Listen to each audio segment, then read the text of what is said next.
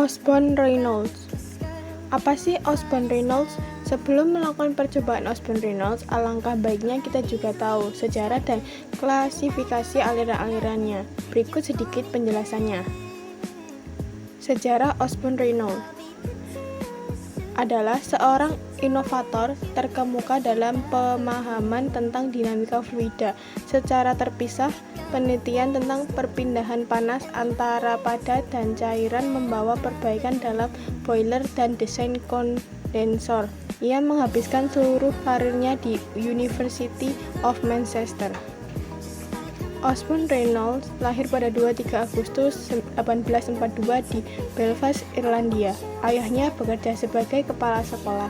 Sang ayah mengambil sejumlah paten untuk perbaikan peralatan pertanian. Osborne-Reynolds mengenyam pendidikan di Queen's College, Cambridge, dan lulus pada tahun 1867. Pada tahun 1868 ia diangkat sebagai profesor teknik di Owens College di Manchester, sekarang University of Manchester.